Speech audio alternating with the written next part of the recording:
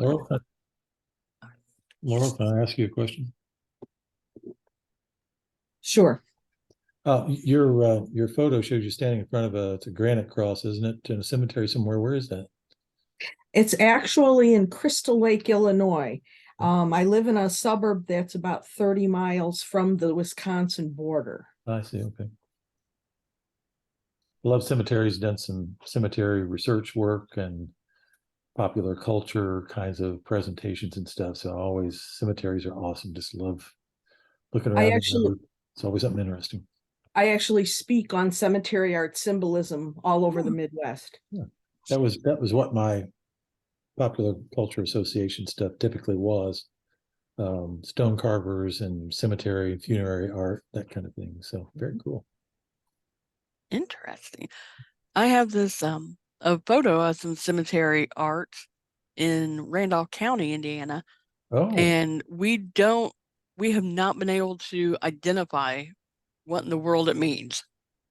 So maybe in February I'll try to dig that photo up and show it to you. Please do that. Send it to me. Maybe after the meeting. I don't know if I'm supposed to put out email or not, but I'd love for you to send that to me. One Sure. of my major research efforts in cemetery and funerary art was in the main cemetery at Winchester in Randolph County. Okay. And I just one of those lucky things. I ran across a diary from a stone carver who was operating in that area. And that diary is from the 1860s, I think. It's 1860s and 70s. And so I was able to find him. His name was Daniel Hoffman. And I was able to find him, and he has a lot of stones. He was one of those great guys who put his name on a lot of the cemetery stones. Awesome. He would carve them, then he would sign them, so I could definitely tell whether it was him or not. Oh, that's neat. Developed that into a major kind of a presentation at I think it was the Popular Culture Association had a meeting down in New Orleans or someplace and presented that. But it's a very interesting cemetery, and with that link and background and all, was allowed me to do a lot more there than you usually would see. Do you remember what the image is? Is it a carving or what is it? I believe so. I haven't looked at it in a while. I'll have to dig out the image. Yeah, I'd be curious to see what that is. We had a speaker about Thomas Redding a while ago. Okay, and who is he? He was a stone carver also. Oh, great. So, and in the Henry County area? Okay. Yep. And he was one of the founders of the Henry County Historical Society. So that was pretty interesting. Well, I will go ahead and get started on my little introduction. Gotta find my controls here. Okay. This is just a little bit about myself. My education, my genealogical education. I've been through ProGen 39, and I have sat through master classes at GRIP with Tom Jones and Carla Sigileski. I earned my Bachelor's of Science in July 2022 through Brigham Young University in Idaho, with an emphasis on family history research. And I've attended, I don't know how many conferences of all sorts, local, state, regional, national, and seminars. And I've been attending webinars since 2013, so about 10 years now. I've been focused on my genealogical education. My experience is researching my own family since 2003. And of course, involvement with the Henry County Historical Society Museum since 2013. I started as a volunteer, and now I'm a co-director with our county historian, Daryl Radford. I've been a member of the IGS since 2015. Right now, I'm recording secretary and chair of the membership and publications committees. I'm a member of the Association of Professional Genealogists, and and I expect to begin the accreditation process in this coming June. So I'm in a study group. It's a 3-level process, and I'm in a study group right now, focusing on writing a 4-generation research report. So that's a picture of me from this past summer. We celebrated our county's bicentennial, and I was one of the founders of that committee, and that's our logo on my shirt, 1822. Let's see. So the purpose of our writing series is to leave your legacy, to record your family histories either in writing or record yourself, your voice, for future generations. I mean, for me, it would just be a treasure to have my grandparents, even my grandparents' voices recorded. You can take a photo or a family heirloom and tell the story behind it. Shoot a video of yourself recalling your memories. Write down the stories that were handed down to you. I have a little slip of notebook paper, just like a 2x3-inch piece of notebook paper of my grandmother's sister had written down some family memories. And basically it's what you know is important, because when you go, it goes with you. And the purpose is to preserve your memories while you still can. The schedule and fees, excuse me. We're going to begin in-person meetings in late March, on Saturdays, starting at 1, and they're going to take about 2 hours. The first part will be me talking about genealogy research and tips and tricks, and take a short break. And then the second 45 minutes, second half, will be Bruce and talking about how to go about getting those memories written down. We'll have drinks, and you can bring your own snacks or a sack lunch. But we'll be in the museum meeting there. And if you're a member of the HCGA or a patron, benefactor, or life member of the Historical Society, no charge. If you're an individual or family member of the society, it's $10 for each in-person session, and a non-member $15. And here at the bottom, those are because Bruce is coming up from Bloomington, correct? Spencer, the next county seat to the west of Bloomington. So he's coming from at least 2 hours away, and that's a 4-hour round trip for him. So the fees will go towards his transportation costs and the cost of the Zoom feature here. And then anything left over will be donated to the Historical Society 100%. So no one is being compensated for their time. It's all donated.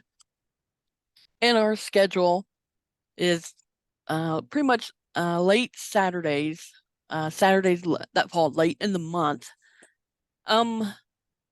I wanted to note that May 20th, military records, there is a site called fold3.com, and usually around Memorial Day and 4th of July, they offer free access to their records. So I set up military records during that time of the summer.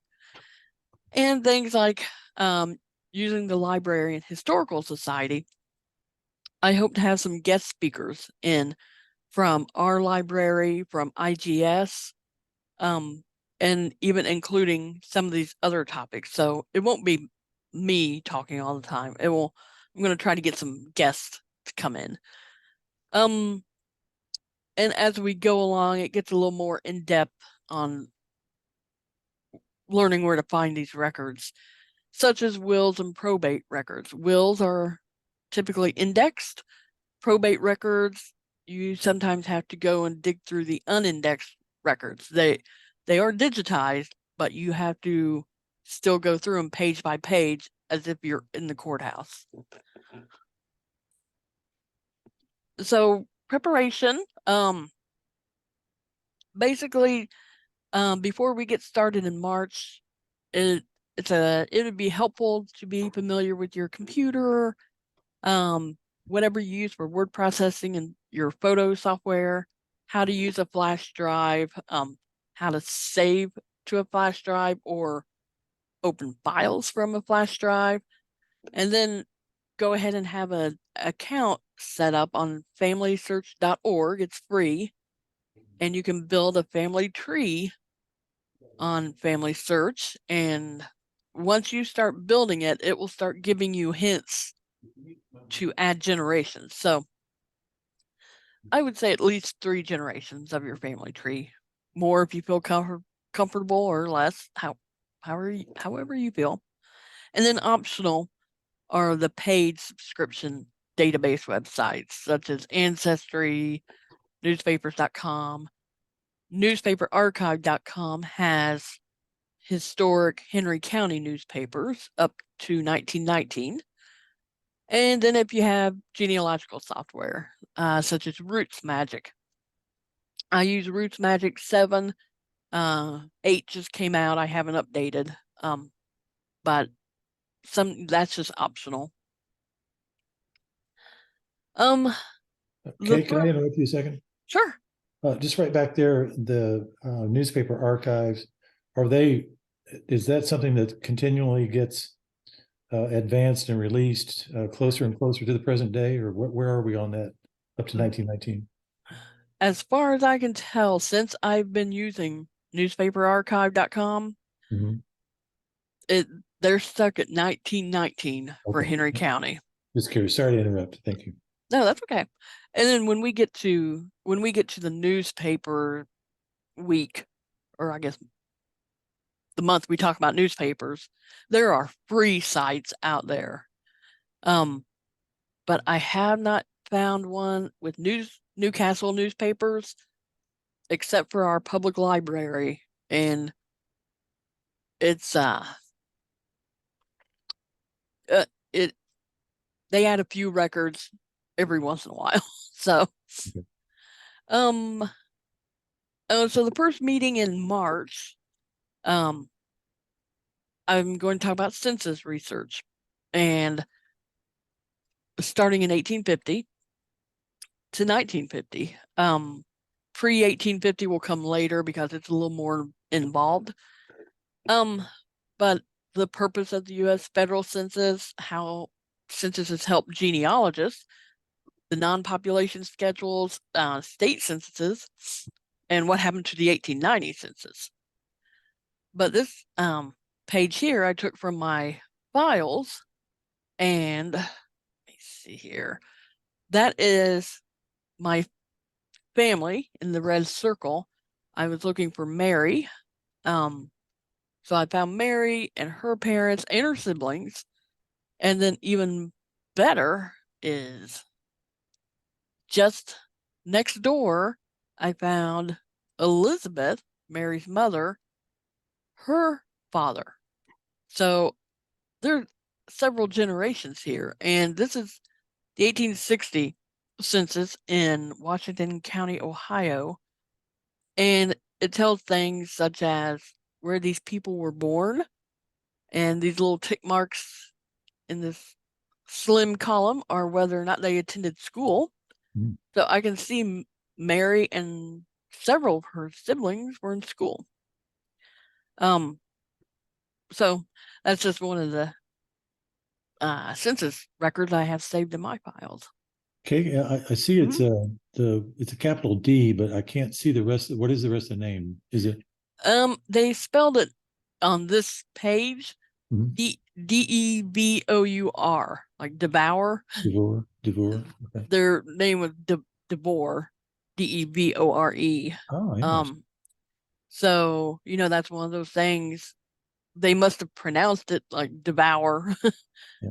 And that's how the census taker wrote it down. That's what's one of the many things that makes the census very interesting is that you might know more than the census taker did once in a while. So. Yep. I've Good. seen a DeVore everywhere else.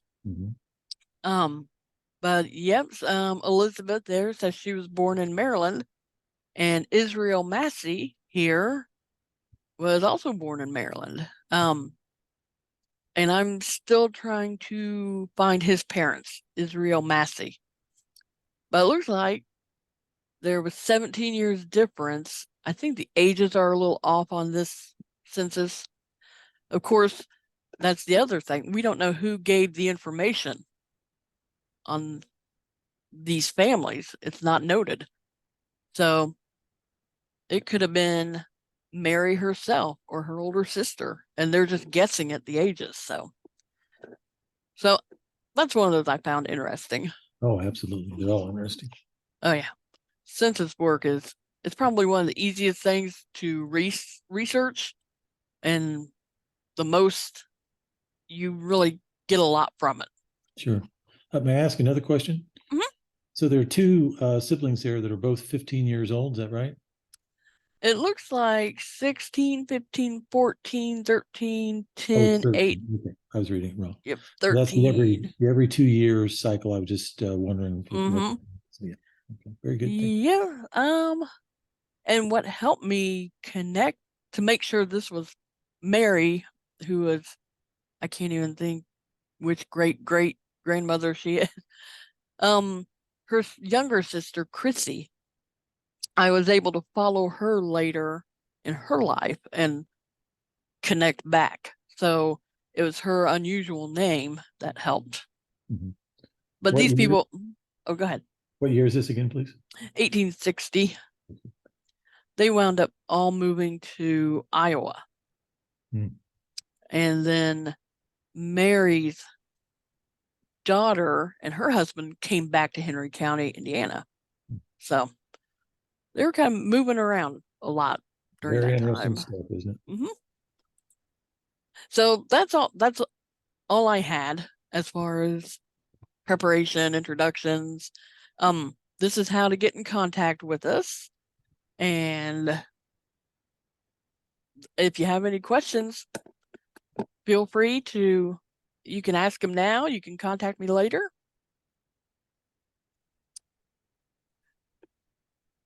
Did Laurel fall asleep? No, I'm still here. Oh, yeah. Just checking. I'll put this PowerPoint on the Henry County Historical Society website. There's a tab that says Genealogy Library, and under that tab is the Henry County Genealogy Alliance. So I'll put it in that little area at henrycountymuseum.org.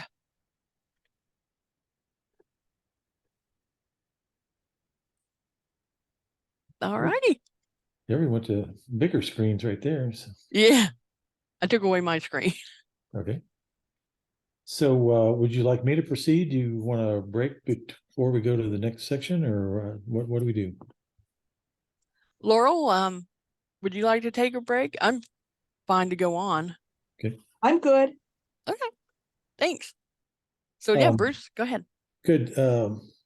Just say one thing directly to you, Laurel. If you still have an interest in Randolph County, if you have a chance to come over to the meetings, we could make an arrangement to get up to those cemeteries or to do some looking around in there if you want to. It's been quite a while. It was my grad school days when I was working on it's Daniel G. Hoffman, I think, the stone carver up in there, but they're great cemeteries. So if we can facilitate that somewhere or other, I'm sure that would be wonderful. I'm sure Kaye would. There are lots of great cemeteries in Newcastle too. I don't know if they're of as much interest to you or not, but I have quite an interest in Indiana cemeteries because one of my specialties is the tree stump headstones. And of course, being of Bedford limestone, you have quite a collection of them throughout Indiana. It's actually an unusual cemetery that has none of those in it. There's quite a few actually, but it's very common to see those kinds of things all through Indiana and the Midwest. So I'm down closer. I'm north and just a little west of Bedford and that whole area. But there were quarries up around Bloomington and Ellettsville. There's still an active quarry in Ellettsville, actually. One of the major ones that's still left is there. They were all around, and there are lots of variations on that tree stump and the fallen tree and the broken tree and the log and seats and all that kind of things. So yeah, they're very, very interesting. I enjoy that stuff very much. Kaye, shall I give a little background or just go into things, or what do you? Whatever you'd like to do. Okay. I did my undergraduate work at Indiana University, graduated in 75, and was out on the economy for a while and went back to grad school, as it turned out, at Notre Dame in 85, and did my master's and PhD work at Notre Dame under remarkable advisor Walter Nugent, and went on from there. So, but I've always tried to keep at least one foot in the practical world too. I had an academic career, which wasn't stellar or meteoric by any means, but I've been interested in a lot of things ever since then. So I always tried to wear as many hats as I could. And cemetery and funerary art was one of those things. Agricultural history, a little bit of genealogy. Mostly my background, undergrad and graduate work, was American social and economic history. So I was always taught and I've always tried to put any historical work that I do or popular culture work that I do into context. And so that's the basis, that in my oral history training in grad school as well. That was the basis for the book, The War Comes to Plum Street. And Laurel, I don't know if you're familiar with that or not, but that's basically, I think, why Kaye was interested in having me do this, because Plum Street is a book length family history, is what it really amounts to, with the context put into it of the 1920s and 30s and World War II. So it's a blending of the context of the times with family history that I have to give the secret away most of the time because most people haven't read the book. But the book is really about my mother and her three sisters. There were four sisters in her family. She had three siblings. They were all four girls. And they were all born in the 1920s and grew up in the 1930s. And then they went through the war. And the book is about going through the war day by day, kind of the way they experienced it, not knowing what was coming or something bad or good was going to happen, having no idea. So drawing on that experience at the time, writing all that, then I think that's why I'm here today. I hope it. So hopefully that's useful in some way or other. So what I wanted to do is I'm basically enticing people, I guess. I'm hoping that people will find an interest in taking their genealogy work or their family history work and taking a part of it to the next step, so that we can create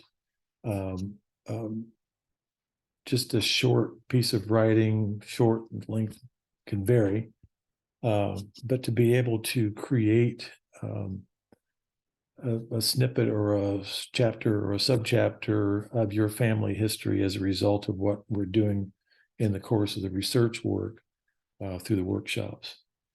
So what I was planning to do today, and what I'm going to do today actually, is to kind of go through the procedures, the steps that you would normally go through to collect the information, begin to and assemble it, and then to organize it, and then to get it ready to write, and then to write drafts, and then to edit and to have a final product at the end like that. So, okay, with your permission, that's what I'm intending to do today. So my task is to help you select and write and edit a family history episode. So I want to encourage you not to try to take on something too large. I speak to quite a few groups about the book and that kind of thing, and I always tell people that nobody can write a book. Books are incredibly complicated and they're nightmarish sometimes. Nobody can write a book, but a lot of people can write a chapter of a book. And even more people than that can write half of a chapter of a book. So don't ever try to just sit down and write a whole book. It takes a lot of planning and development and organization to write a whole book. But in the workshops that we're going to be working on here, what we can do is to work on creating just the history of a family episode. And with that, you could do more of those about other topics or other subjects, and then we could gradually build on those if you want to. And you could make it into a book at some point. There's no obligation, but you could at some point. And in that context, I'll talk about the process of writing Plum Street sometimes, like I did there at the meeting a little while back with Kaye. But that's primarily what I'm gonna try to help people that are participating do. So I always ask people to start with something easy, something accessible. It can be something that you actually know very well. That you don't have to do tons of research to be able to kind of crack the code on what happened in an event. It could be something more recent, something that you remember, something that you participated in, you were there. And that's the kind of example I'm going to use. I'm going to write one of these along with everybody. And I'll talk about what I'm going to go into in a little bit. But so start with something easy, accessible, known, even within your memory. It's perfectly fine. And we'll build the skills collecting this. Kaye is going to help with the research skills on where you can find more information about these particular people or the events or that kind of thing. I'll help with the context, the historical context, and kind of where things fit into the bigger picture a lot of times, which is what I'm trained in. And we'll try to go along that way. So you could start with a family history story, a memory. You could start with photographs, be any number of ways to kind of crack the door open on a family history episode to work from.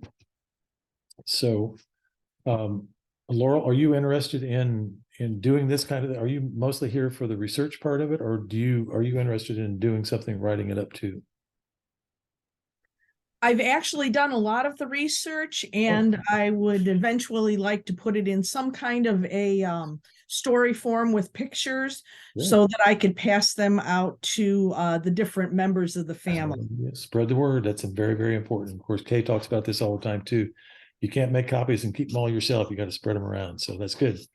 I just want to make sure I wasn't boring people or wasting people's time talking about this. So that's no, good. Absolutely not. This is what I intend to do next once I finish all of the research. Good, excellent. Oh gosh, you don't tell me you're not going to wait until you finish all the research to start the rest of it. Oh no, I've already written a book, and I know exactly how much it takes out of you to do. And so as I finish the research, I'm going to write it a chapter at a time, but I have not started this yet. And so this is what I'm just kind of building up to it, getting ideas on how to do this. Very good. Do you have some story ideas that you're thinking about right now? No commitment to anything, but do you have something in mind or a couple of things in mind? I've done so much research on the different branches, and they are so varied, just so interesting that I almost don't know where to start. So I'm basically still gathering the research together on all of the different people so that I can eventually sit down and go, okay, I'm going to pick this one and start here. Okay.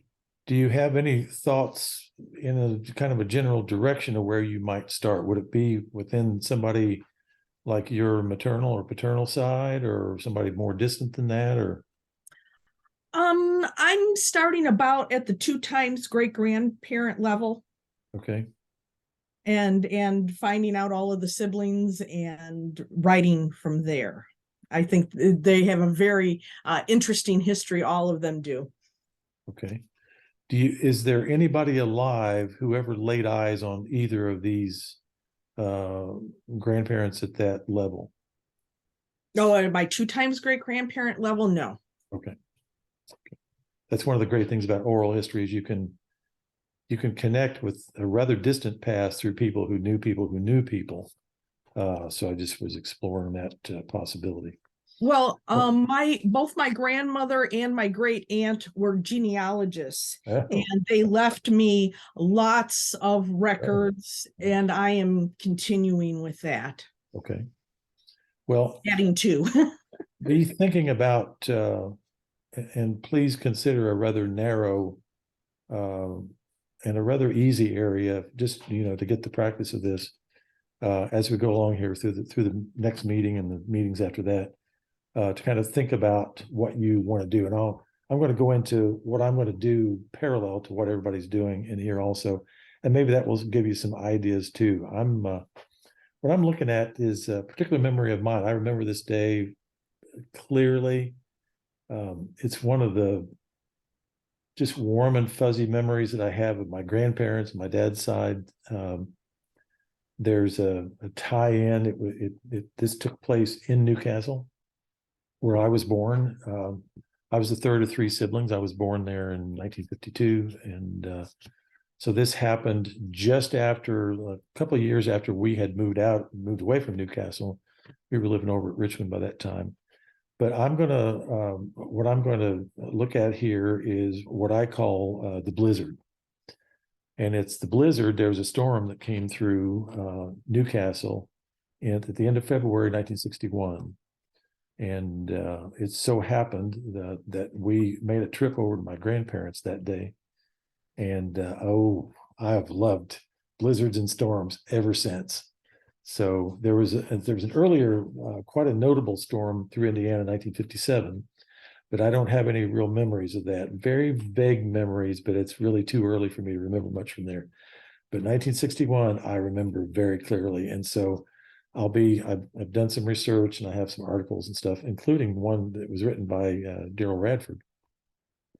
I'm going to pull that in. So it's the blizzard. It was during tourney time in 1961. It's the end of February. And as it turns out, that's the tourney. This was the sectional in Newcastle that weekend. And if you're not familiar with Indiana basketball lore too much, that's the sectional weekend, as it turns out, that Marion Pierce was playing for Louisville, and Louisville won the sectional. So it was in Indiana, certainly in Henry County basketball lore, it was a big one. I wasn't really familiar with the players at that time. I probably had heard his name, but that wasn't my focus at all. That was contemporary. So that's part of the context is that weekend. And that's part of the reason why we're over there, but not for us to go, but for my brother. My oldest brother went to the sectional game for some reason. I'm not sure why. He probably remembered knew people from Newcastle, because we'd only had moved away for about 2 years. And this is 61, so he would have been about a junior in high school at Richmond by that time. So I'm going to look at the Great Blizzard during tourney time, February 61. That's what I'm going to build my story around for that episode. So Bruce, yes, I think I know where you're going with this story. Okay. What happened? Yeah, and I know someone who was also at that game. Okay, excellent. He's our board president of the Historical Society, and he's probably about your age, because he was about, I want to say 11 when that happened. Yeah. So now what's his name? Who is this? Gene Ingram. Okay, yeah, I've heard the name, of course, from over there before. Mm-hmm. Yeah, good. Yeah. So those kinds of things, Laurel, the context and the sources can come in from all kinds of places. And once you begin to look at something, then with luck, oftentimes more sources and more input comes in, and there you can make the story better and better once you begin to focus on it as well. So this is a particular episode that I just cherish in my own memory. So I'm going to put this together to part of it is to document my own memories and things that really stuck with me. I've loved a blizzard, a winter storm, a snowstorm ever since. And I've just written a novel. And so featured in that novel are two particular snowstorms.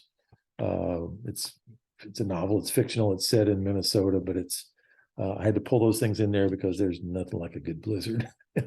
So anyway, I just enjoy those things thoroughly, and this is where that all came from. And it was a family story, so it has my grandparents in it. Of course, my folks were there. The middle brother and I were there in the house of my grandparents that night, and my older brother went to the game. And then I'm not a little fuzzy on those details, but he drove back to Richmond, got back to Richmond somehow or other.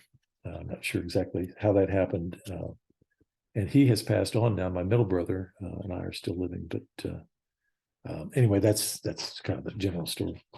So, once you start to get into it, then more memories may pop into your head, things you run across. Other people may have ideas, et cetera, et cetera. So I've got several tasks here, about 7 or 8 tasks that go through the process. The first task is to select a story or an event to document and write about, which is basically what I've been talking about so far. The second task is to collect the information and collect the context for the event. And something that my mentors and teachers and professors over the years just beat into me is that when you're collecting information, when you're doing research, you must document everything. You have to be able to retrace the path for your own sake, because you have to be able to find it again. When you're doing the writing, you don't want to have to go do the research again to find out where this is. You have to go be able to find it easily. And so an important part of what you have to do is to create the documentation and create a system so you can pull it back out of there. You've known people, I'm sure, I hope you haven't done this, at least you don't keep doing it, where you do a lot of research and it's all in a box, and those things tend to get put off forever and ever. And when somebody else finally gets the box, they don't know where to start. They're just kind of lost. It's like, where is this? Who are these? Whatever. So you can do a better job of doing the research and do a better job of preserving it for somebody else if you will index that and put it together. There's all kinds of oral history techniques and tips and ways to index things, all that kind of stuff we can go into whenever anybody needs it. But the second task is to collect the information and the context and to document everything fastidiously, very deliberately all the way through there. The third task is to assemble the information, and this, in your case, Laurel, it'll be to pull out the information that will apply to the project that you're working on. You don't want all of this genealogy information that you've got all in one giant pile on the desk, because you don't need it all. So you want to pull out what will be relevant to you, build that. If that means copies or just keeping that as a segment of your research so you can work in it and enhance it, and then so it can plug back into the rest of your materials, however you want to do it, it's fine. So the third task is to assemble the information, organize it, and gather more to fill the gaps in what you've found so far.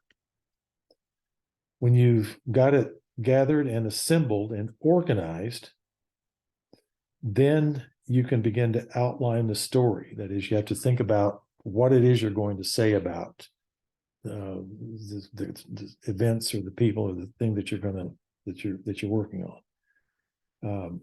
And working with a lot of undergrads over the years and with a lot of people over the years, it's taking the time to outline the story and really plan the story is where people run out of patience.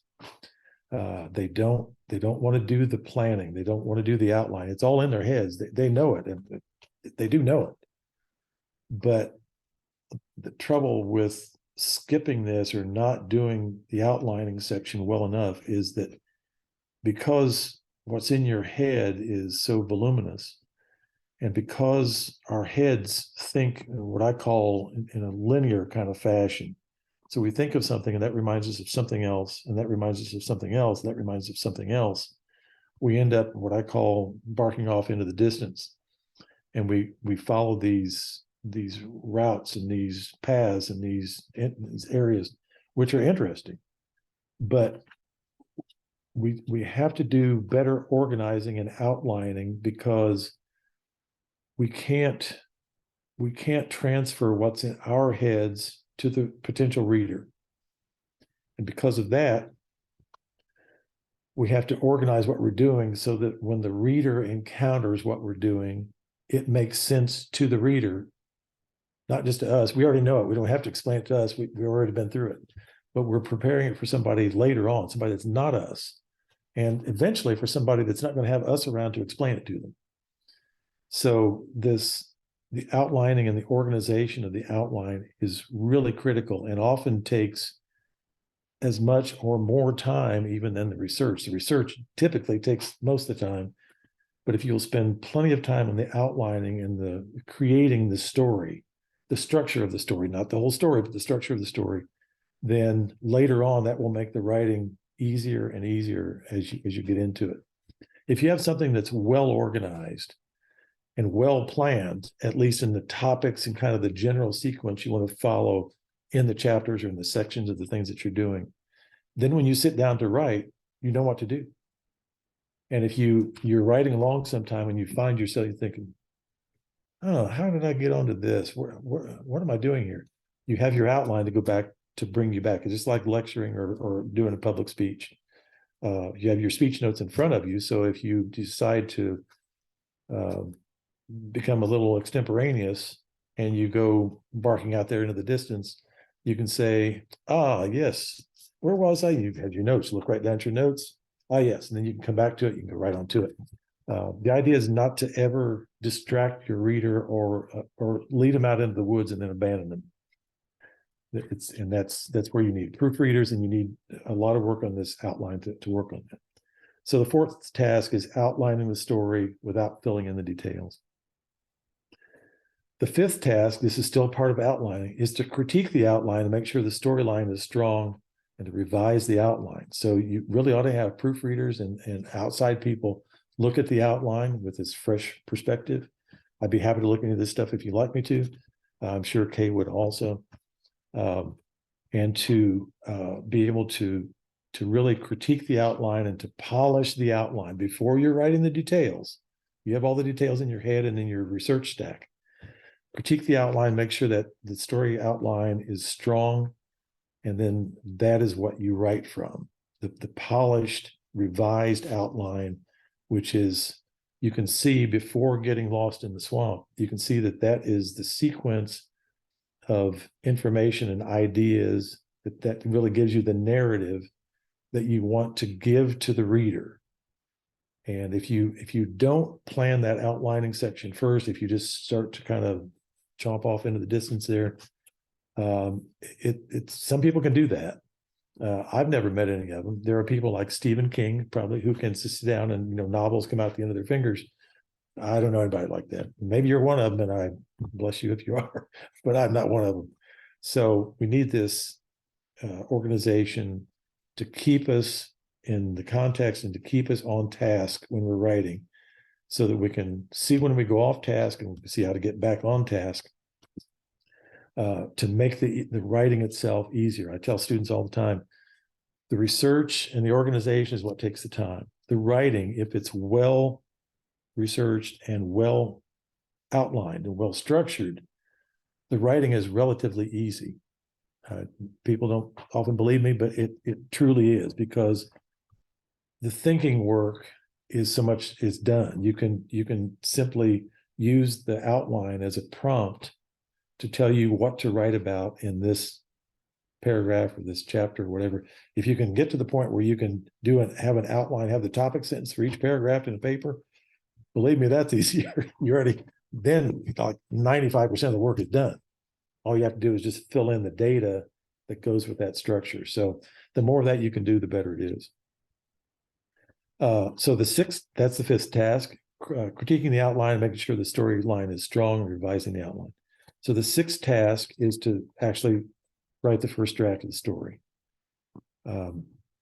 Following your outline, typing that up, doing as thorough job as you can. This is where you don't want to have to go back and do research to write the story. The research is already done. You want to go back and refer to the research you've done. You can have that organized in a narrative way or chronological way, whatever it needs to be. You can stack stuff in a chapter or a section order as you go through, as you go through your outline, and you can get it ready that way. When I wrote Plum Street, I had a stack of folders that was about 18 inches tall. the folders were generally a folder for about every month of the war. Not exactly every month of the war, because earlier in the war there were folders that had 2 or 3 or 4 months in them, but in the middle part of the war, the latter part of the war, each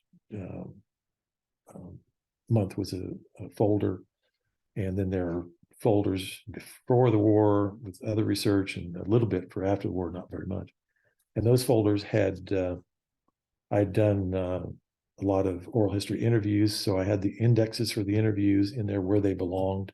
I decided I was going to follow a chronological path, the war as it unfolded day by day. So the folders were in chronological order. Within those months, the newspapers, I had done a lot of research in the newspapers and the Courier Times, they're in Newcastle especially. And I knew what people were talking about in Newcastle in May of 43, because the only thing they could talk about was what was in the newspapers and on the radio, because that was all that had been cleared. And that was all they knew anyway, unless they had a letter home from somebody, and they weren't allowed to talk about those. So I knew in May of 43, I could go to my May of 43 folder and know what people were talking about, what was in the news in May of 43, and I could write about that. And I had the stuff, the photocopies and the oral history interviews, all that kind of stuff in there, roughly in the correct order. So I could open up a folder, write about May of 43, if the chapter was going to be about, as it turned out to be, there mostly a year. So I might use 5 or 6 or 7 or 8 or even more folders for a year to put that together. I had that to refer to. I could close it up and come back to it another day. It would just work very well. So the 6th task is to write a draft of the story based on the research that you've done. The 7th task is to edit and clean up the story draft. And the 8th task is to edit and proofread the final story draft.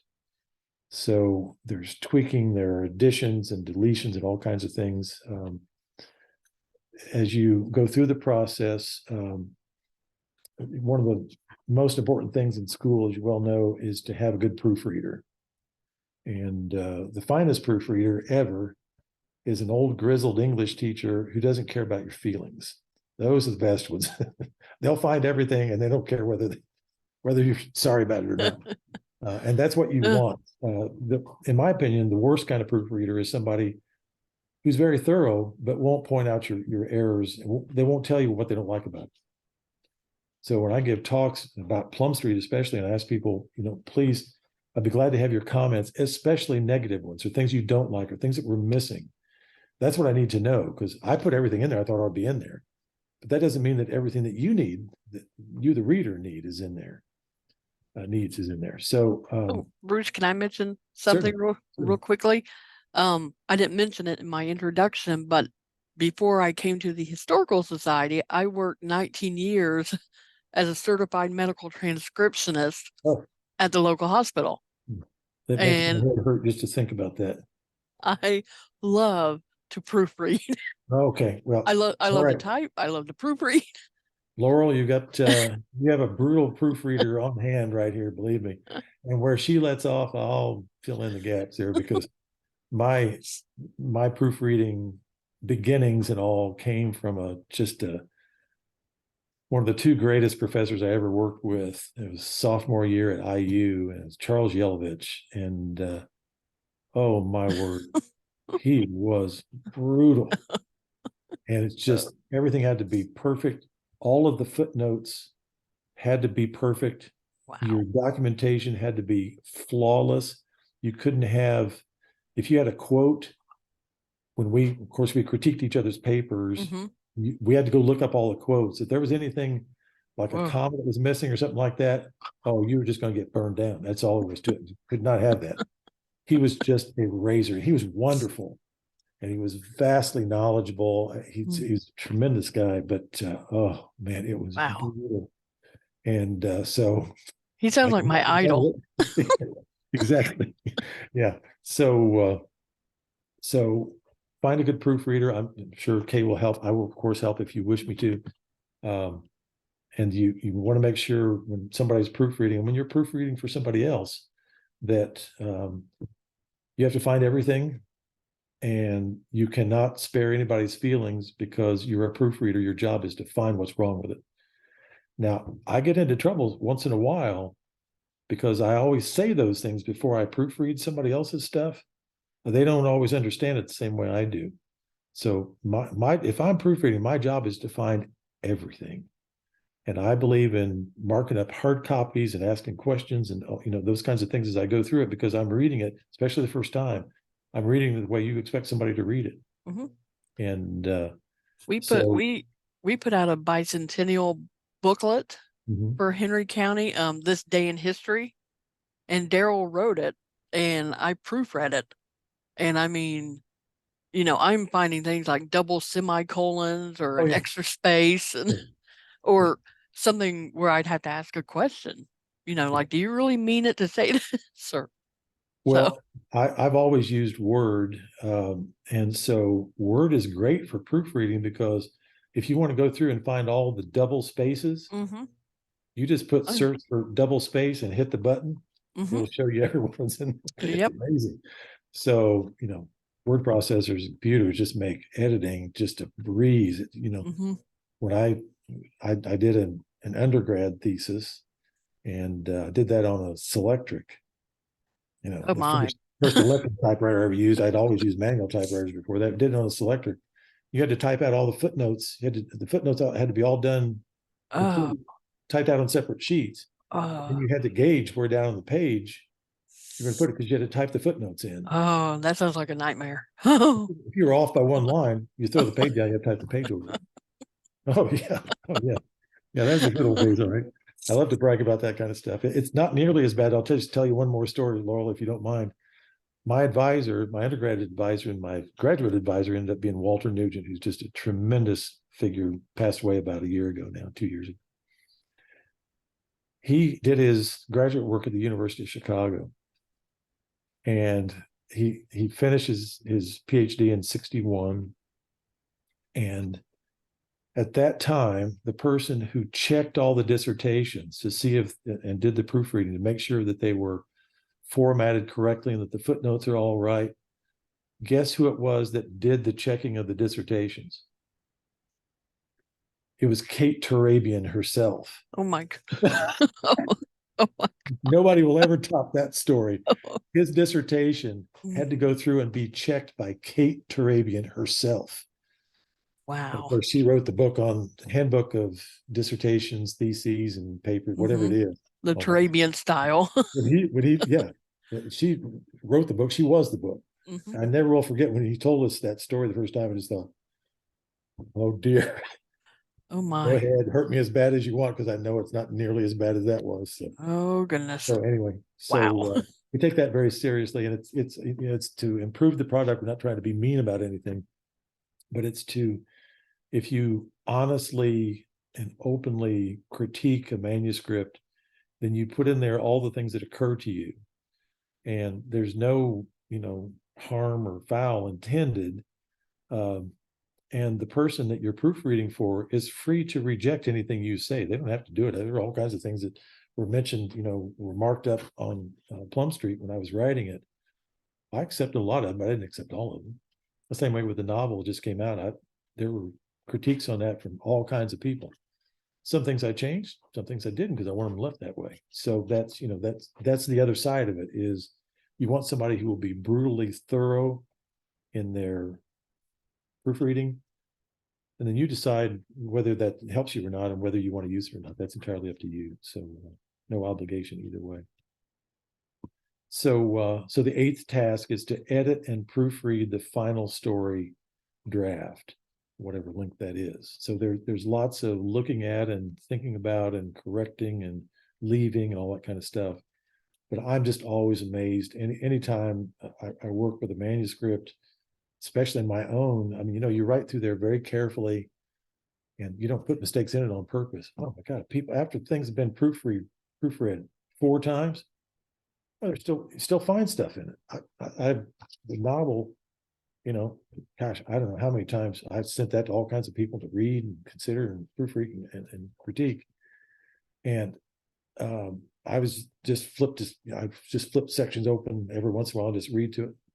An extra comment there, just like it slapped me on the face the other day. After all that time, is back there in one of the Blizzard stories. It's like, duh, who didn't see that? Like, probably pointed out. I just left it, who knows? But that's the basic the steps I would look at to go through a process like this. So what I will do is ask everybody. Hopefully, some other people will see this and will begin to think about the story and kind of think about putting it together. These first two sessions, we can just talk about what people might have, and I'll make suggestions, and take or leave it. People can take those suggestions or reject them, whatever. And then when you get something set up, then go through the research steps and that kind of thing. So if Laurel and Kaye, if you both don't mind, I'm going to skip ahead. So I kind of put together a kind of a tentative outline. I didn't want to wait until I've done the research and I have this memory. So I'm trying to kind of stay ahead of everybody. So I hope everybody else won't get too far ahead of themselves, but I'm going to get ahead of ourselves to kind of, I wanted to give you an example of what I'm working on for this. So just a rough outline. I just put this together this morning, the outline. So just for whatever it's worth, this is the way I'm kind of thinking about putting this together. So number one, the context of our visits to Newcastle. Why would we go to Newcastle?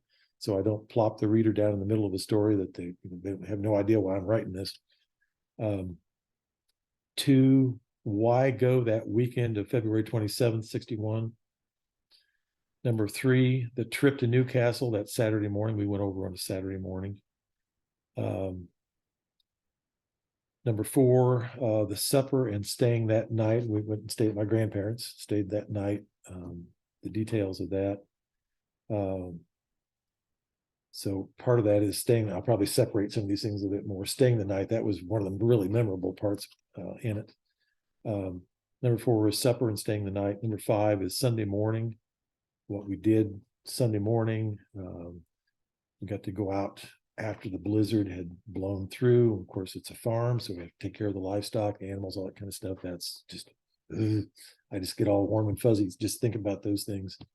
And then maybe the context of the tourney in that weekend is a separate kind of thing. Let's say that's the big Marion Pierce and Louisville victory in the sectional, which is a huge thing in Henry County, especially in Louisville. And that's Louisville, not Louisville, Laurel. So that's what I have down so far, just to kind of begin to put things in a sequence that I can tweak and then write from, and I'll try to stay a couple of steps ahead of people on that. So there you have it. Awesome. That sounds great. I guess the story I want to write down has to do with as it was handed down. My aunt told me this story. Ooh, good. It's about her mother's brother, so my great uncle. That his face was deformed, it's scarred. He had scarring on his face, noticeable. And they had told her that he had been involved with a married lady. They lived in Cincinnati, and there's of course the huge Union Station where the trains come in and out, and they actually lived on the west end of Cincinnati, just almost 3 blocks from the river. And her husband, the married lady's husband, found out and confronted him at the train station and threw acid in his face, and that's how he got these the scarring. So that was the story. I wanted to know more about it, so I figured, well, acid in the face would probably make the newspapers, even in Cincinnati. Good chance of that. So I did newspaper research, and I can't say anything else about what I found because you'll find out later. But okay. Can you just say, did you find something? Mhm. Oh, Yep. yes. Yeah. Yes. The newspapers are great. A lot of times, not always, but a lot of times. And you would be surprised at how many people were hit in the face with acid. And this was probably right around 1900. Okay. So that time frame. He was probably a young adult, and my great grandmother was 16. So, and he was older. So now turns out that these stories, there's usually a nugget of truth in there. Sure. And maybe more than a nugget, might be a whole shovel full. Yeah. Yeah, interesting. Mm-hmm. Now mine always goes to the context and the setting. So where was the train station in 1900? The west side of Cincinnati. It's still there. It's a museum actually. Now, but There. see, now that's the great Art Deco Mm-hmm. train station. That is Union Terminal. Yeah.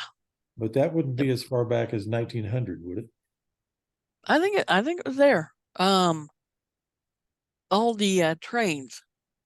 Okay, I'm not sure if it was as fancy as it is now.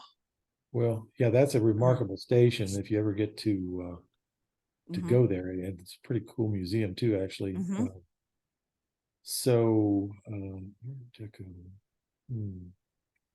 My just instinct is that that station was not built in 1900. We can find that out pretty quick. Mm-hmm. Oh, we'll find. We'll know. Yeah, I might have a look at that in just a minute. But I'll just say acid had nothing to do with it. Okay. As it turns out. Oh, okay. Interesting. So yeah, when you can especially find people or specific people in a newspaper article before the time of people that are living now, that's a remarkable thing. That's good research in there. In general, you're probably more familiar with this now than I am. In general, are newspapers being indexed up into recent times or back into better times? They use OCR, the optical character recognition. Okay. So they can scan them then. Yeah. Okay. So it will sometimes pick up what you're looking for. It will sometimes pick up a little ink mark that it thinks is a character. You mean it you do like a subject search? Mm-hmm. Oh. Keyword or first last name. So are the newspapers digitized now, so you can just go back and you can pick a particular day and just look at that day? Pretty much. Not every single one. That's not every single newspaper. Right. They have a browse feature. So for Newcastle, I would go in and say, I'm looking for a specific date in 1884. Okay. And I can find the year, and it shows maybe 6 different months are digitized. Okay. And I can go into June of 84 and see which dates. And sometimes it's the one you need is there, and sometimes it isn't. Okay. And then our library, I'm sure you know, has the birth, marriage, death index on little index cards. Okay. For the newspapers that are on microfilm. So that's helpful, but you have to go in person. It's not digitized. Very good. Yeah, those it was pretty sketchy when I was in grad school. Famous newspapers, the New York Times, there were papers that had been done all the way through. That's always good, but a lot of times they were just doing indexing by hand, and of course that's kind of hit and miss. People would flip things that of historical importance, but not everything. So that was a great thing about being able to go to the I did a good bit of the research in Newcastle, and then I was able to borrow some of those files from the Courier Times.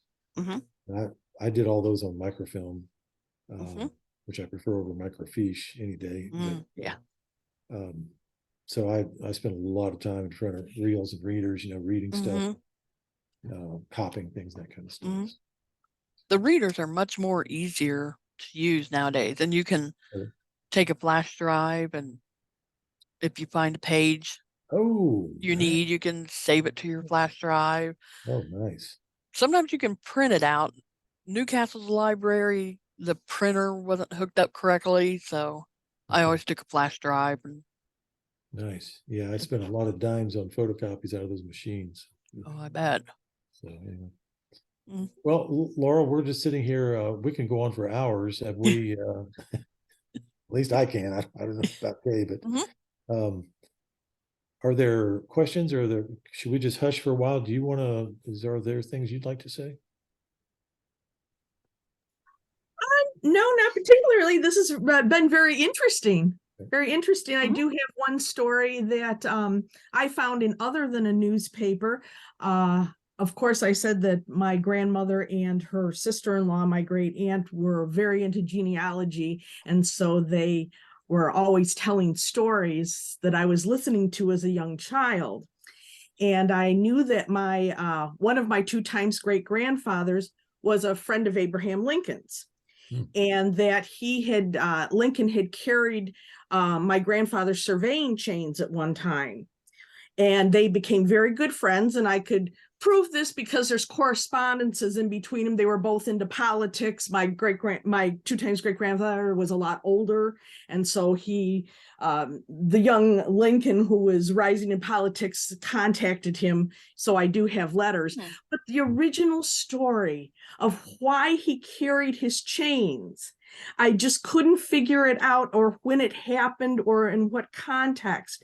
And, you know, I'm in my 60s. No one else alive knows this story. And I was always heartbroken that I didn't remember more of it from when I was a child. And I was just searching just last summer, and I hit a PDF file that my mother's first cousin, he was a writer, published several books, and he had written a PDF file on some of our ancestors, our Patriot. I'm in the DAR. And so he'd written some things on the Patriot, and this is the Patriot's son that was the friend of Abraham Lincoln's. And at the end of this PDF file that was online, he told about the Patriot's son, and there was the story. I found it with all of the details and the date and why it happened. I'll tell you, my next door neighbors could have heard me screaming, crying. I was just so overwhelmed by finally getting these details. And it was just an obscure PDF file that I found online. So you never know where you're going to pick up these stories. So now I'm ready to write that story because I have details. Great. That is awesome. Now I have to ask you, I have to check this right away. So who besides you has copies of that PDF file? I contacted his son that is still alive, and he had no idea, because I just recently found him on Ancestry as one of my DNA matches, but I had never met him. So I contacted him, and I was discussing our 2 times great-grandfather, and he had no idea about the PDF file that his father had put online back in the 90s. And so I actually had to send him the link. How about that? Yeah, never give up. You never know when you're going to run across this stuff. And it may be somewhere, and it's just, you know, somebody filed it that wasn't thinking the way you were thinking. And in Historical Society, family files are my big thing right now. I actually travel to the different historical societies and look up to see if there is a file for my family in there. And if there isn't, then I try to establish a file. And I've also, my family was into genealogy and very big donators. And so I have found actually a complete diary that was written between 1901 and 1905 by my 2-time great-grandfather's brother. And I also found another brother's children, 2 daughters that earned advanced degrees in the early 1900s.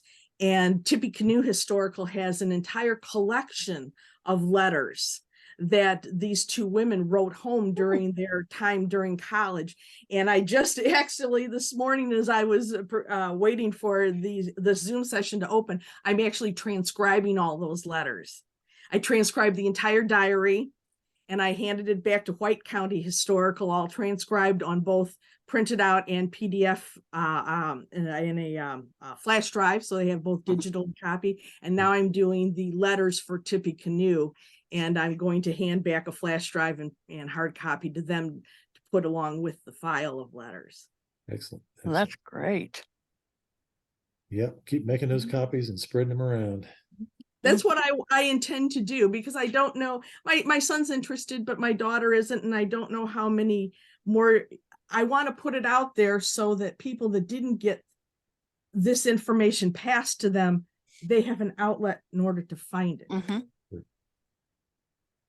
That's wonderful. Very good. Yeah, that's doing the stuff and doing it right and doing the right thing after you've done it. That's very, very important. That's what my objections to a lot of historians and genealogists in the past have been, that it's just this incredibly narrow focus and there's no context, nothing's going on, and you don't know whether to take their word for it or not because the documentation is not there. So it sounds like you were doing everything just as it should be done. But when I document everything, I have a file for each ancestor, and as I find something, I am very disciplined about copying it into my computer, and then I also print it out and put it in the folder, because I don't like to look at a screen all day. I like to look at printed pages. They're easier on my eyes at this age. Of course. True. Yeah, that's good stuff. That's excellent. So, are there other people that you might know, Laurel or Kay, either one, that we can kind of rope into this or kind of expand the group that's here? Anything? It looks like there's plenty of, basically there's 2 months that could pass to collect more people and kind of get the and still kind of hit the ground running.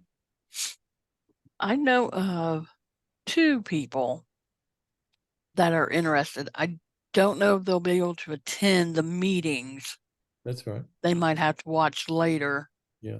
At that last meeting where I gave the presentation there in the library, there were some people in there. There were some pretty sharp people in there who were working on things and interested in that kind of stuff. Do you have their names, or have they been contacted?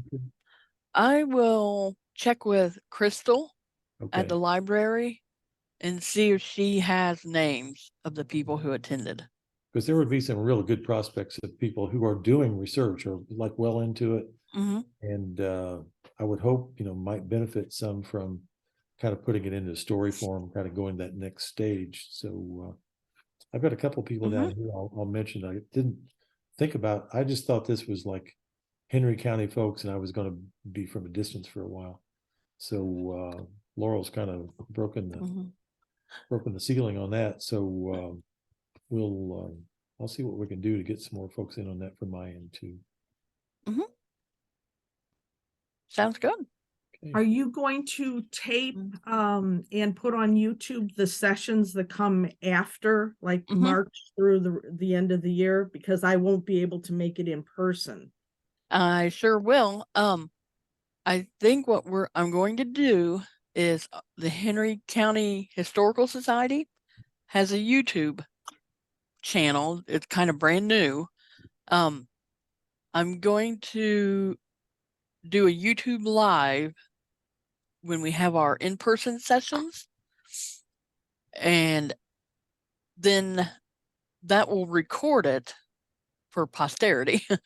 It'll be on our YouTube channel, and I've already created a playlist that's HCGA, so you can find them easier.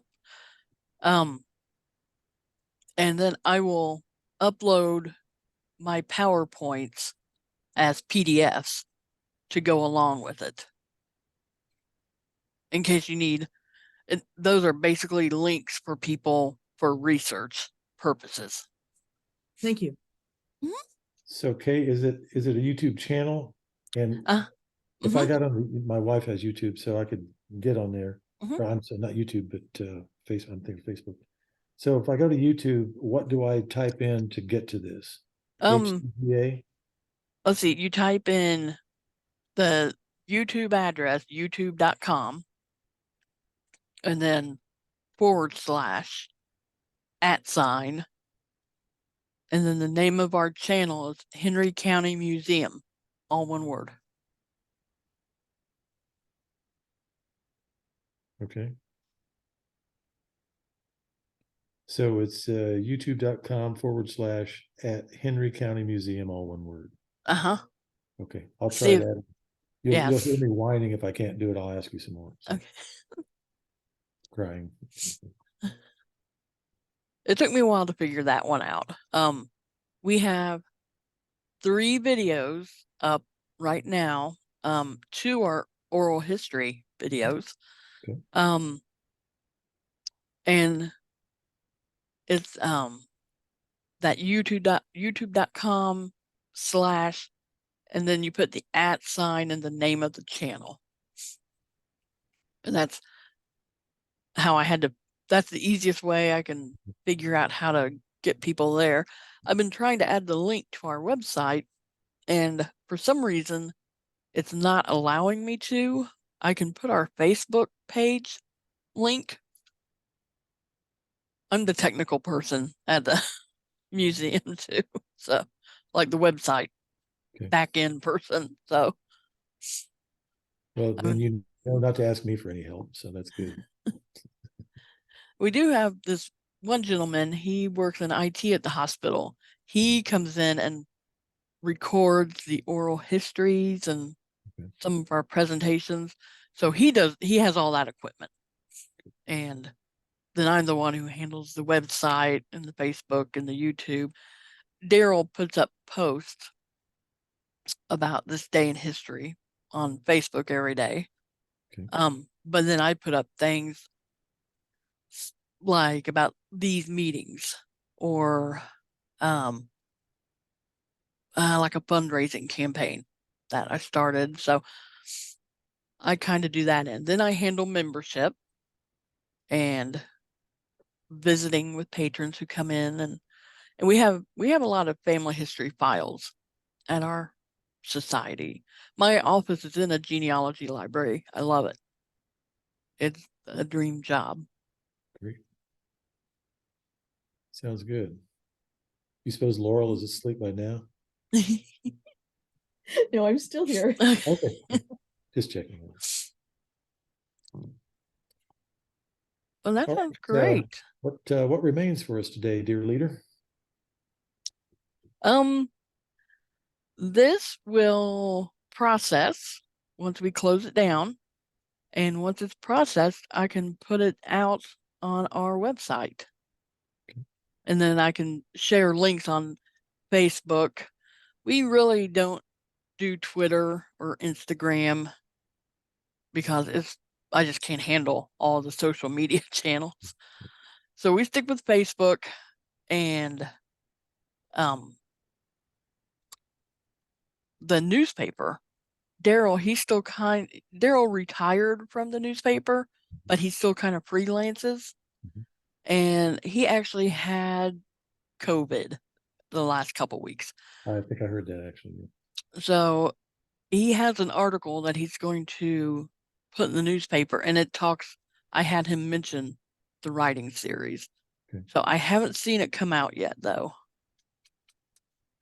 So I need to. Maybe we can all team up and get some more folks in that and make it better for me. So I know our the Indiana Genealogical Society has a volunteer program where they have a genealogist in each county. And I just had to give up my position since I moved to the recording secretary. So I knew someone and I got him into the genealogy position. He has a lot of followers on Facebook and he posted our series, I noticed. And I think he had 350 some views. Nice. So because he shares a lot about the history of Henry County and Newcastle. He's big on Raintree County. Okay. He follows that, and Larry Lockridge. Yep. He talks with him. Do you know Thomas Ham? The name's familiar. He was at Earlham, wasn't he? Mm-hmm. Yeah. Yeah. I don't know him, but I know of him. Yeah, the Quaker Library. So, yeah, I can't think of the man who wrote the book about Thomas Redding, the stone carver. That's the name of the book he wrote. I think the stone carver, Thomas Redding. I'll have to look that up, and I'll find that picture of that art that we found in Randolph County. Yeah, I'd like to see that we have not been able to associate with anything.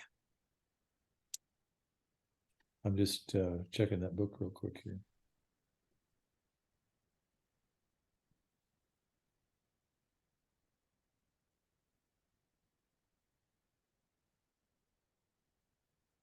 I'd also like to see that piece of art. Sure.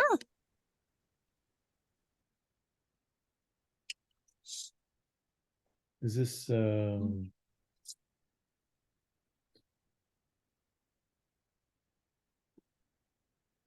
Google Books, Redding family and its relatives? Let's see. The Dreadful Tale of Prosper Redding.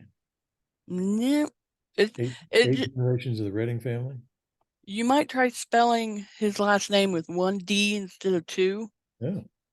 Because I think it looks like Thomas Reading, Reding, okay. But they pronounce it Redding. And Laurel, what is your email? It's L Mellien, Mellien. Okay. At yahoo.com. All righty. I'll send that out to both of you. Thank you. Okay. Sure. And mine too. Do you want to send everybody mine? Okay. Sure. Or you can go ahead and share it. It's Applesmith21 at Yahoo.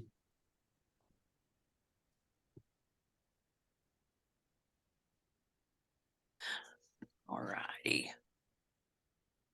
Oh, Indiana Stone Carver, the story of Thomas R. Redding. Mm-hmm. This is Anne and Keith A. Buckley Nolan. Mm-hmm. They were married and now divorced. But they, Keith, he came and talked to us about Thomas Redding and Redding's family. I've seen this cover somewhere. Interesting. Mm-hmm. This was published in '84. Mm-hmm.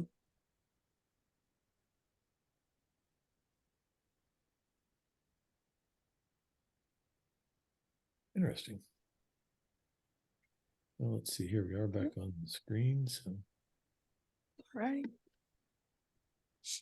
Yeah, as soon as I close this down, it'll take a little while to process it, and then I can put it on the website and share the link for people who weren't able to attend. Very good. If I can help with questions or anything, please feel free to email and all that good stuff. Sounds good. I'm glad to do what we can. Mm-hmm. And thanks for coming, Laurel. It's great talking with you. Yeah, it's great to pull you in from so far.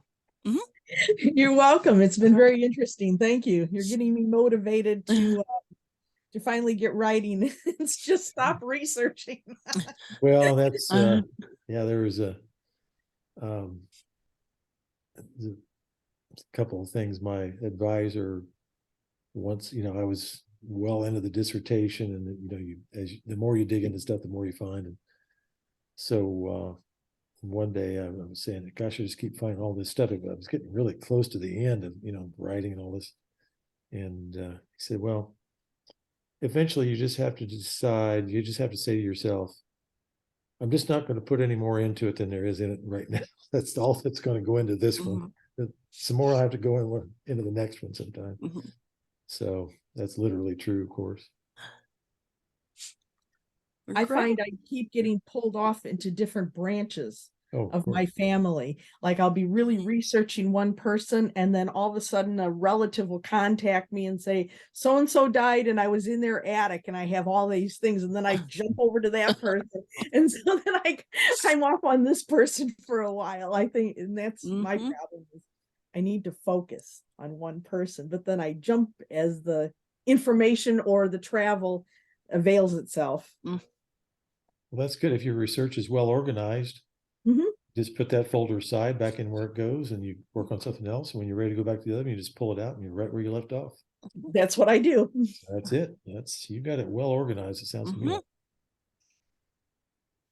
Well, I did write a book about it's called History and Stories of the McHenry County Cemeteries, which is up here in my area. And so I did have to do very structured research, because I had to, of course, have all the resources that proved every single paragraph in that entire book. Good. I ran across an interesting story in Randolph County. I had run across, my grandfather's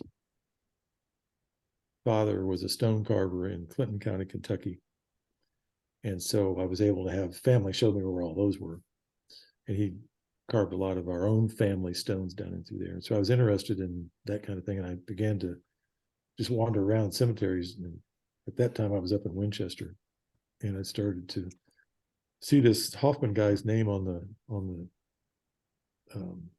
gravestones.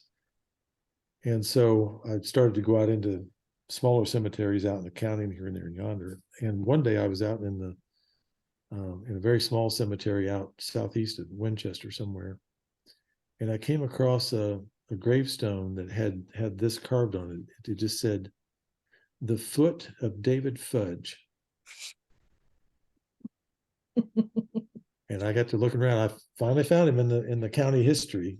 Hoffman had carved that stone, and David Fudge was working at the sawmill, and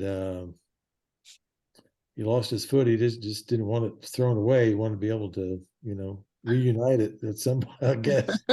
And so there's a little marker out there that says that in it. But he was a merchant in Winchester, and he's buried, interestingly, in the main Winchester cemetery, but his foot is buried out in this other place.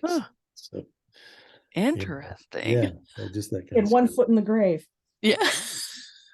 See, you're really sharp here. We're gonna, Kaye, whatever you do, make sure she shows up and comes back, because we're gonna need her bad. That's for sure. My question is, how do you lose a foot in a sawmill? Oh, he probably slipped. I don't know what happened, but he might have been pulling sawed lumber off the rollers at the end, or not sure what, but that would have been a big stationary sawmill with a big round blade on it, not like the bandsaw today. And somehow or other, he got up in there at just the right time, and the saw did not stop. Oh my goodness. So, my. He healed up and lived a nice life. Like I say, he was a merchant in Winchester. I think he was on the east side of the square, the courthouse square in Winchester.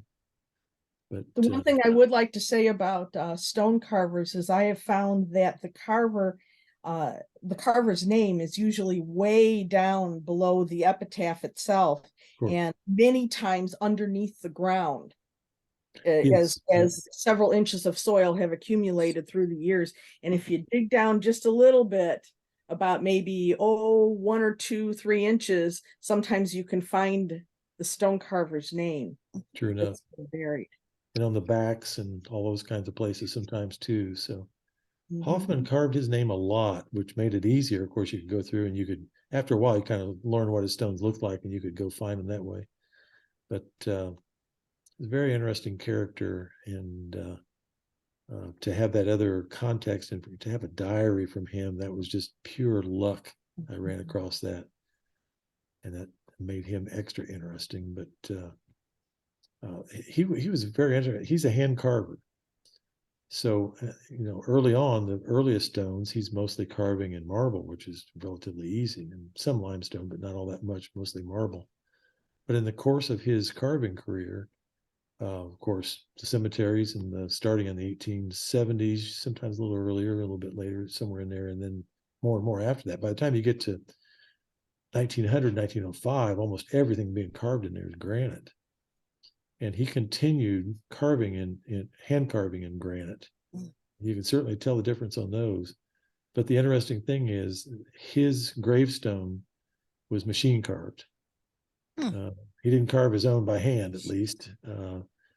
He's in that cemetery, the main cemetery there in Winchester, but he has a machine carved stone, which I just thought was tremendously ironic. So the old cemetery, I don't know how familiar you are with Winchester, but there's an old cemetery with just a very few stones in it, like just south of downtown, a little ways. I forget exactly where it is. It's just an empty lot there where you can see about 2 stones. There's one quite large marble stone still in there. And I remember that so much because I used it to end the presentations that I was doing. And that the stone just on the side of it, it's quite large. It's a rectangle. It must be maybe 3 feet tall or more. And the stone just says, "Our Johnny." I didn't get to the point where I could look up and see who that was there, but that, when they move cemeteries, move them, it's kind of a perfunctory kind of effort. And usually they don't build over them. Sometimes they do. This one's not built over, but that stone is still in there. They're just fascinating places. I used to take classes there once in a while, and just to walk through and see the context for social history and disease history, all those kinds of things. They're just fascinating. Do you ever, either one of you, interested in what they call white zinc markers? Oh, yes. Oh, those really cool. Oh, yes, very much so. I actually helped fundraise and restore a white zinc marker that is actually a Civil War interesting memorial, because of course they made Civil War memorials quite a bit out of there. It had a soldier on top.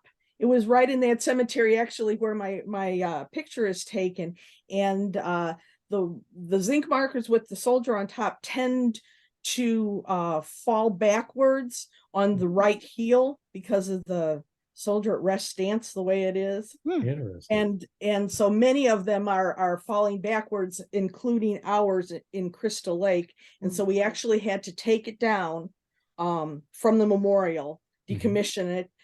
We x-rayed it to find weaknesses in the metal, and then we found a restorationist in our area, quite well known, that was suggested to us by the Smithsonian. And we actually redid the entire statue. It cost us $60,000, and we had to fundraise for that. But then that included also the concourse that went around it, where we sold bricks, with people's names on them, and that's how we paid for a lot of it, as well as American Legion donations and private donations. But yes, zinc markers are one of my favorites. Oh yeah, I love that. And it's so much fun because you can just spot them from a mile away. So it makes it really easy to pick them out. I've seen one in Henry County. I don't remember. There won't be any in South Mound. Well, not likely to be any in South Mound. Maybe up there in that old part there on the east end. But and this one was in the Harvey Cemetery. It's north of Newcastle. Okay. And I love how they have a lot of the subsidiaries written on there, so you can see, because all of the sections were cast out in Bridgeport, Connecticut, and then the sections were shipped to the subsidiaries for to put the different sections together and then placed in the cemetery. And they were actually sold through salesmen with catalogs. And so if you have a lot of zinc markers in a cemetery, you had a really good salesman in that area. Oh yeah, for sure. Well, you see a lot of times there's a place, there's an office in Chicago and something in Iowa. Then you see a lot of times in the area I've seen them is they're from Detroit. Detroit, right? Yes. And that's the American White Zinc Company or something like that. Yeah, I do believe that ours was the American Zinc Company here in Chicago, the ones out of Chicago. American White Bronze, and they call it White Bronze. American White Bronze Company. Yes, I'm sorry. Yeah, those are just so much fun and so much detail. So you could just pick out the images you want to cast in there, and they just pour it in there for you and ship it out and stand it up. So those are I've really. even found likenesses on the stones, and yeah, all kinds of different very customized things for that particular client. You get a lot of fraternal symbols and things. Right, those are something you could have picked out of the catalog, but these are actual like likenesses, and also one in my area has a picture of their house because it was the original log cabin, and they tell the history down in the bottom of it, and so these are very customized sections. Wow, that sounds really cool. So do you photograph and archive all these photographs of all these? Yes, I have about 100,000 photographs of headstones. Sorry, I asked. I've been doing I'm not this available for to a help, while. just in case you were wondering. Oh my God.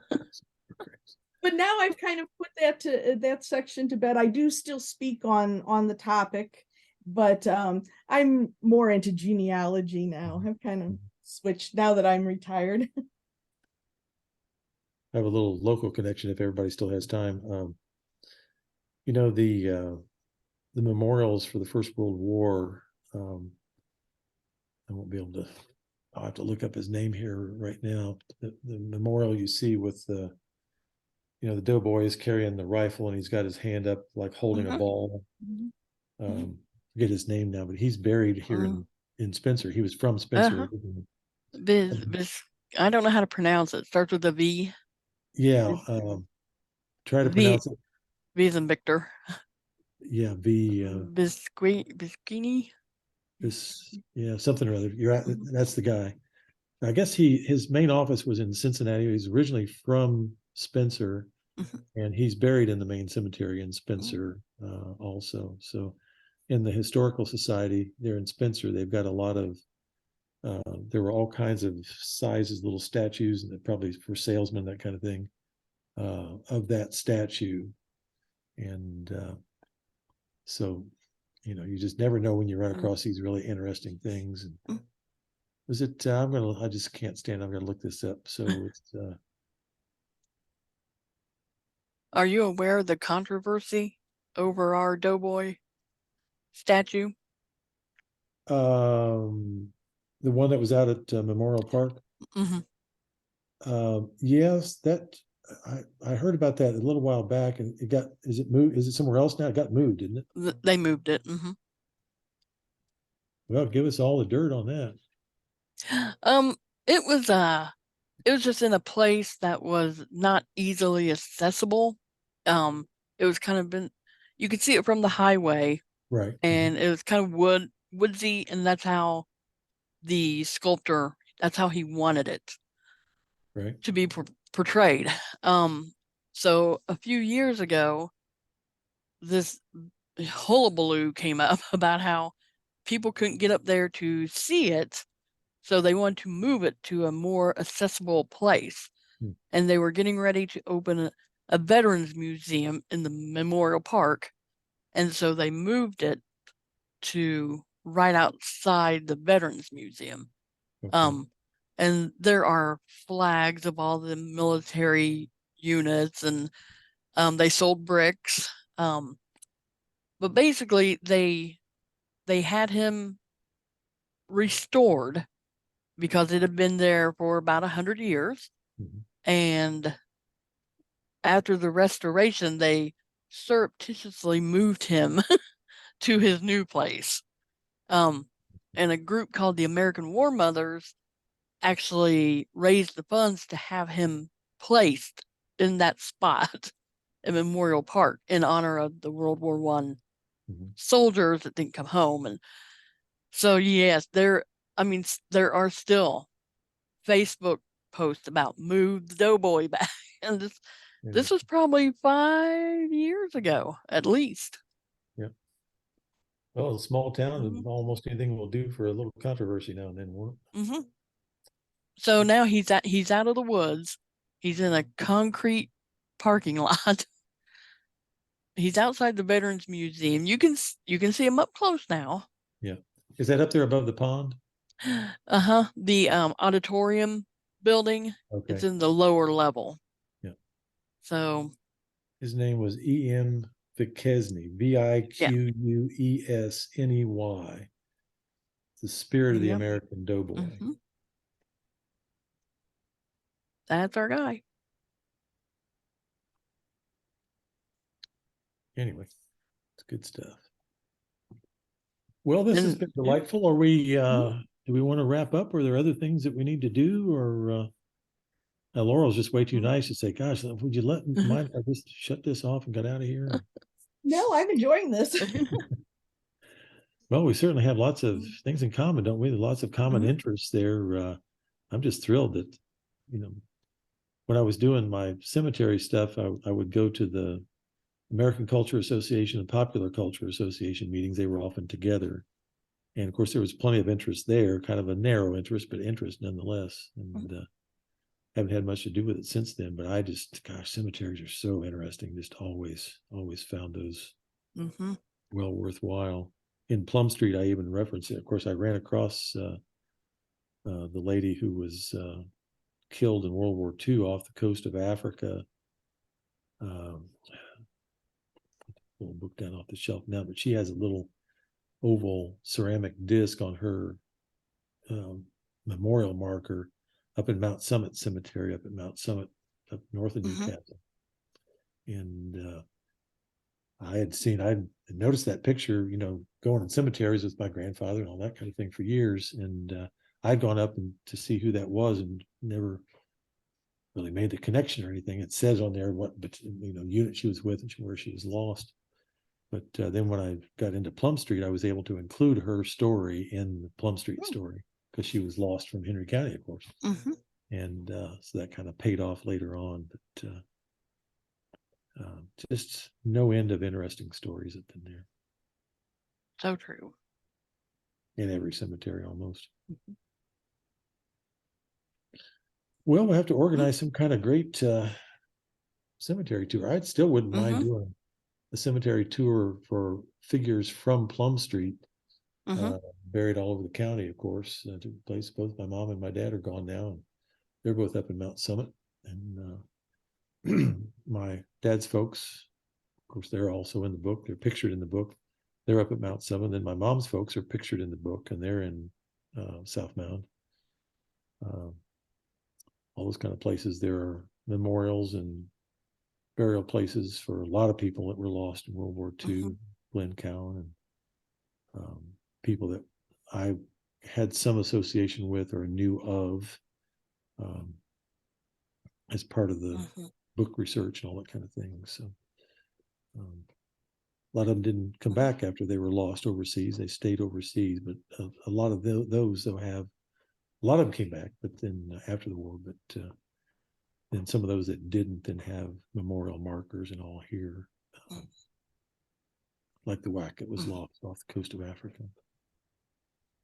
Anyway, it's good stuff. Sure is. So much to learn. Indeed, and pass on. Well, I've kind of ramped up there a couple of times, give you the opportunity to wrap this up. You want to take this, or shall we I'll talk some more if you want to. I always worry about boring people. I don't want to drag things out too much beyond what people's tolerance is. I'd rather they just went away instead of went away mad, that kind of thing.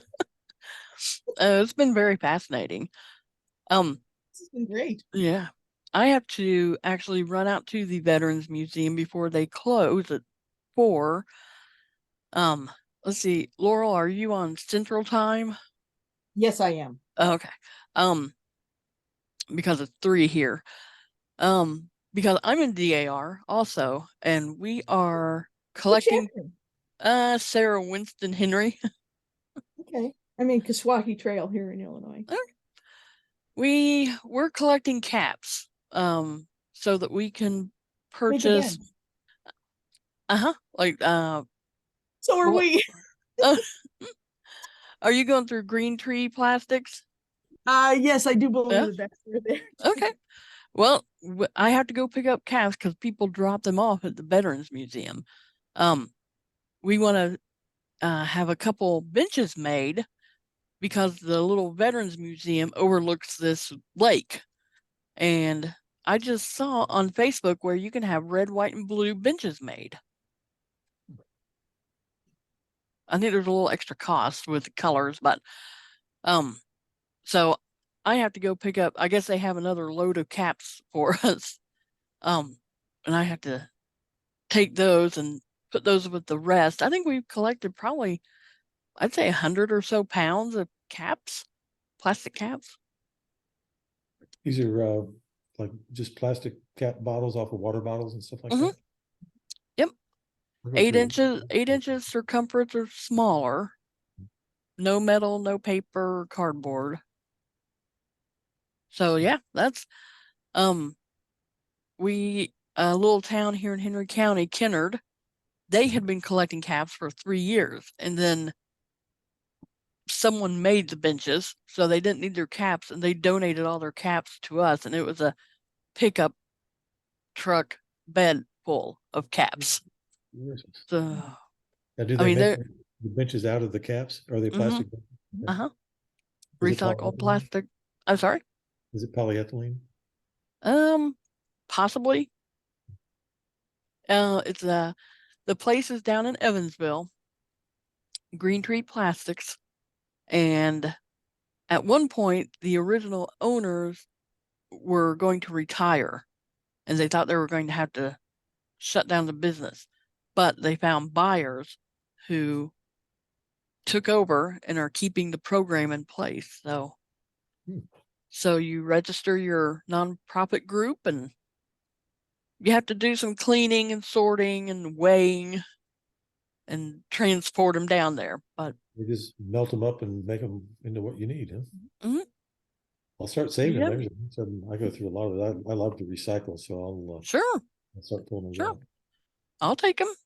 I think we need 250 pounds for one bench, and I'd say we're probably about halfway there, along with that huge donation from Kennard. That was, and I'm just, some of those bags of cat I could not pick up. They were that heavy. And a lot of caps. I'll try to bring you a bag down when I come up in March. Awesome. Everything helps. Good. Yep, I'm gonna run out there right now and pick up what they have for me and take them to the museum. All right. Well, just And hand it off yeah, to you, Kaye. I'm sorry. So we'll just hand it off to you then. Okay. Oh, by the time I get home, this recording should be processed. So, Okay. And I'll look for the picture of the tombstone. Right. With that carving in it. That we could not find anything that resembled it. Okay. In any manner. Yeah, it'll be interesting to see. Yeah. Sounds like Laurel's the cemetery scholar among us here. Maybe she'll have an idea. I'd like to see it, definitely. Yes. Well, I'll share it when I get back.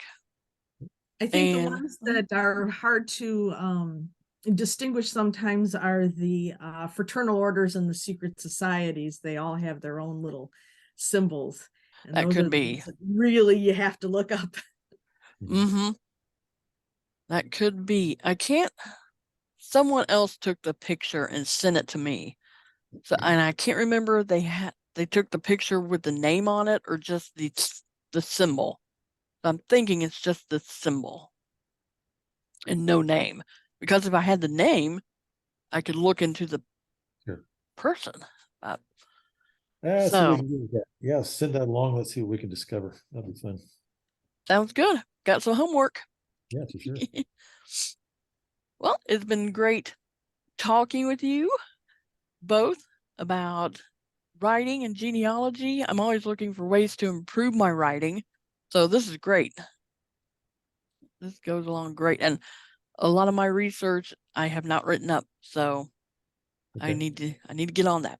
Oh, we can hound you and it's something we're supposed to do. That's awesome. I love that. Yeah. Sounds good. I'm going to sign off here and go get my caps, and I will see you both in, I guess, about a month. All right. We'll see everybody next time. Okay. Have a good day. All righty. Thank you. Thank you all. Bye-bye. Bye.